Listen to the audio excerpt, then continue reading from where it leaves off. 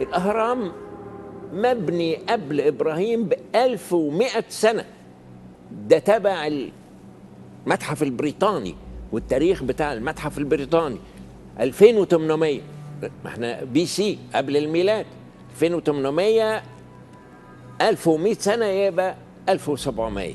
ففي فرق بين مجيء إبراهيم وفي فرق بين بناء الأهرام.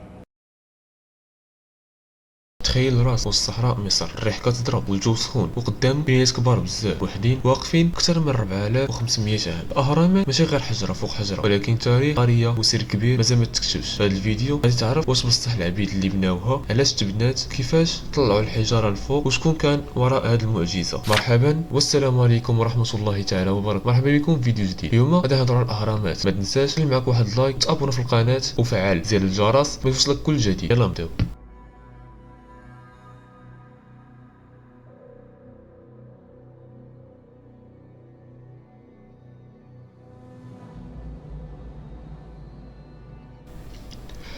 الناس زمان كانوا كيقولوا العبيد هما اللي بناو الاهرامات، ولكن في الحقيقه هادشي غلط. اللي بناو الاهرامات كانوا عمال محترفين، معماريين ومهندسين وناس اللي خدامين بعقلهم. العلماء لقاو مقابر ديال العمال حدا الاهرامات، ولقاو حداهم حتى الادوات اللي كانوا كيخدموا بهم والعظام ديال البقر والغنم، يعني كانوا كياكلوا مزيان. وهذا الشيء كامل كيثبت انهم ما كانوش عبيد، بالعكس كانوا خدامه مكرمين. غادي نرجعوا لزمان بعيد بزاف باش نشوفوا تاريخ ديال بعض الاهرامات اللي معروفه. هرم خوفو اللي تبنى سنه 2560 قبل الميلاد، واستغرق الوقت العمل ديالو حوالي 20 عام. الطول ديالو اللي هو 146 متر، وموراه تم البناء ديال هرم خفرع، وكيبان طويل من حيث تضاريس الارض اللي تبنى فيها. اما هرم تل فهو اقصر هرم بيناتهم، وهو هرم منقرع من غير الحجم ديالو اللي قصير، ولكن متقون بزاف في الخدمه. كيبقى السؤال المحير هو كيفاش تبنات هاد الاهرام، من غير انه الحجره كتساوي من 2 حتى 15 طن، من غير ان المجموع ديالهم هو اكثر من 2 مليون حجر. الحجاره كانت كتجي من طره والاسوان، وكانوا كيجروها بزلاجات الخشب، كانوا كيرشوا الماء في الرمله باش ما يحكش بزاف، وكانوا كيعتمدوا على منحدرات ترابيه باش يطلعوا الحجر. يعني ما كان عندهم لا رافعات ولا ماكينات، كانوا كيستعملوا غير يديهم وعقلهم وبالتنظيم. وواحد الحاجه اللي محيره، هرم خوفو موجه للشمال والجنوب والشرق والغرب بدقه اللي ما كتوصفش. الخطا اقل من 0.05 درجه. حتى اليوم بالماكينات وبالتكنولوجيا وبشحال من حاجه ما يقدروش يديروا ديك الدقه اللي كاين في هرم خوفو. حتى لدابا العلماء كيسول كيفاش رفعوا الحجاره لهذا الارتفاع، وعلاش كاينين غرف ما معروفاش تبنات، شنو هو سر الممرات، وعلاش شي اماكن مصوبه بدقه، واش الاهرامات عندها علاقه بالنجوم. كاين اللي كيقولوا